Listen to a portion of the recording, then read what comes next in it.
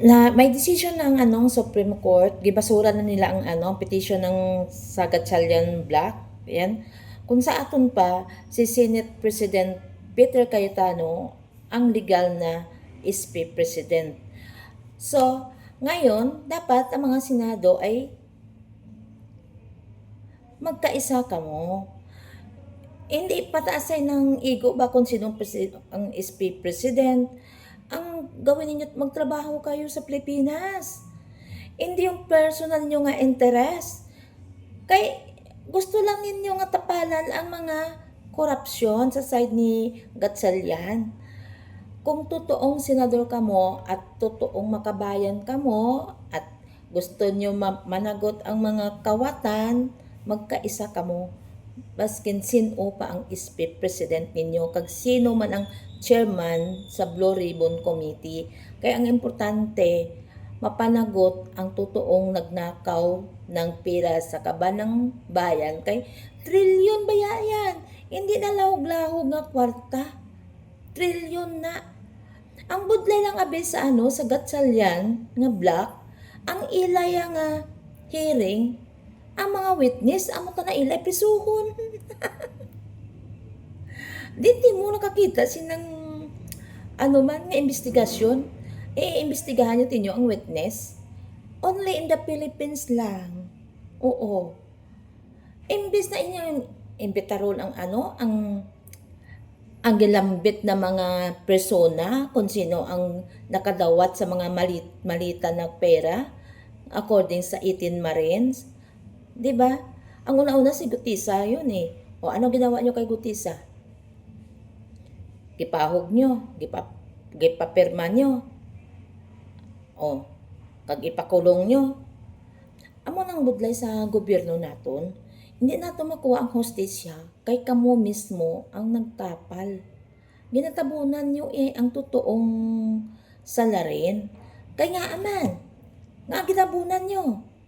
Kay involved man kamo, di ba? Hindi yun napagtabunan kung hindi ka mo nakakuha din. Amo nang budlay kay puro man takawatan.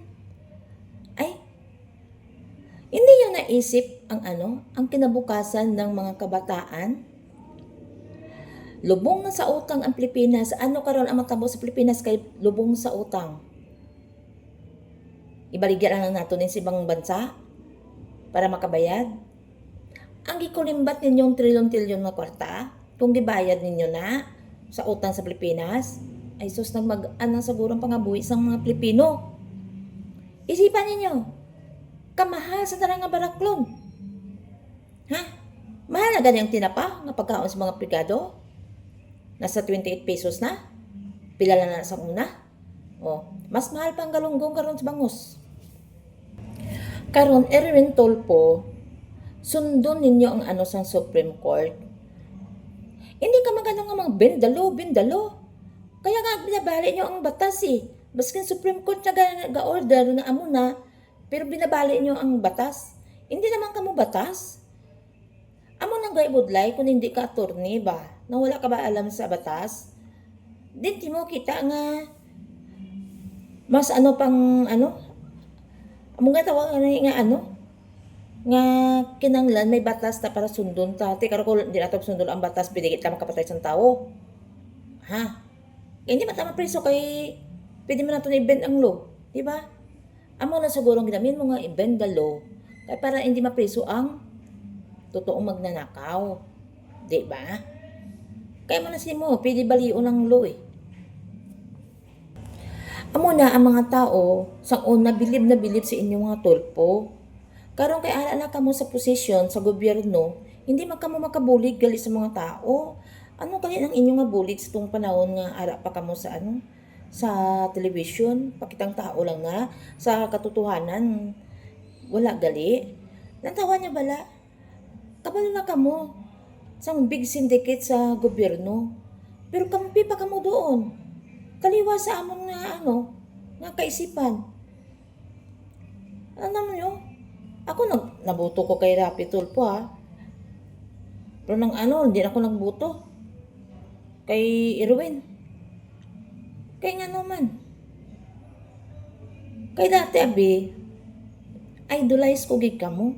Kay abi ko, makabayan kamo, hindi naman gali.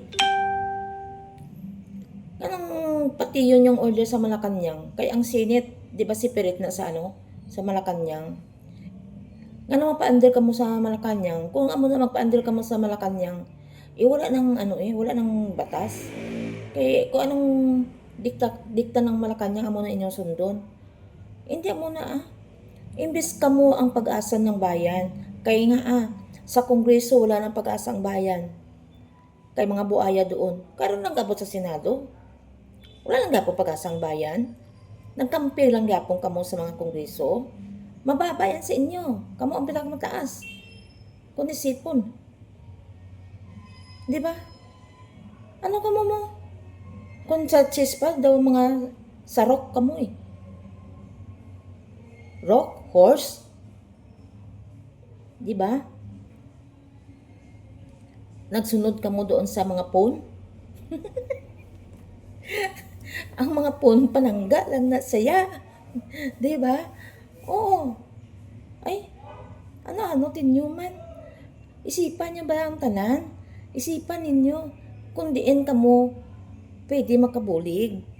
Ang ginabuligan nyo tinyo, ang mga sindikato, ay, I'm sorry sa paghambal sa mga sindikato. Kasi siyempre, alangan ano man ato ni isipon nga, big syndicate man gid abi na siya. Kaya, harap-harapan man gud na nga nagnakaw ng pera.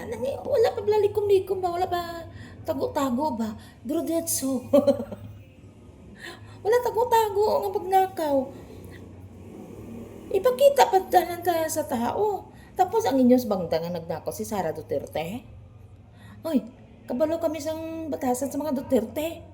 Kamo nga taga Luzon, kung wala kamo ya kabalo kung ano batasan sa mga Duterte, kadto kamo sa Mindanao Ang imbestiga kamo, ng mga taga Luzon bala nga mga naga-comment dira sa sa mga comment section nga wala ka intindi.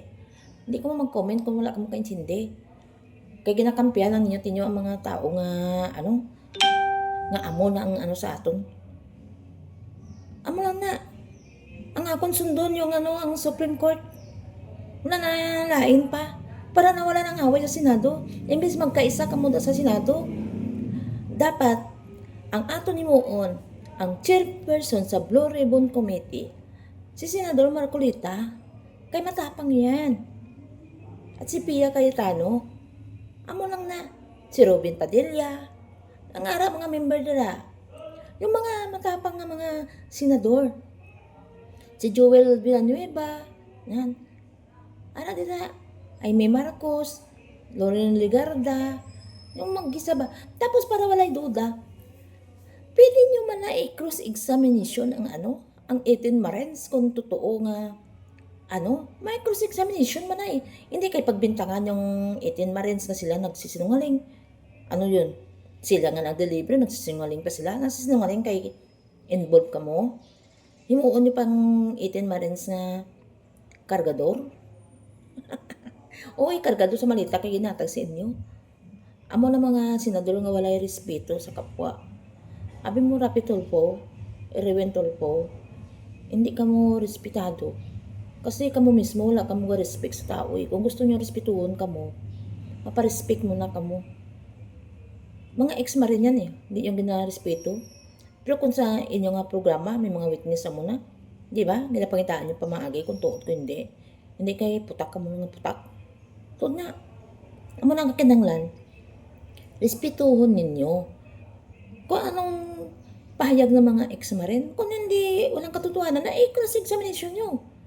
Hindi kay pahugon yung kasuhan, ikulong. Ay, di ko na malang nagali. May witness nga siya pakasuhan, siya pakulong. Sino na namang witness abi sa panahon nga may arang ang kaso? Kay mahadlo kay siyempre ikaw pang witness, ikaw pang ikulong. Ay, pero sa ako, ma-witness pa ko, kaya ako ang ikulong. Ang kriminal, hindi makulong. Ay, din talaga makikita only in the Philippines. Amo lang ang akon. Di ba?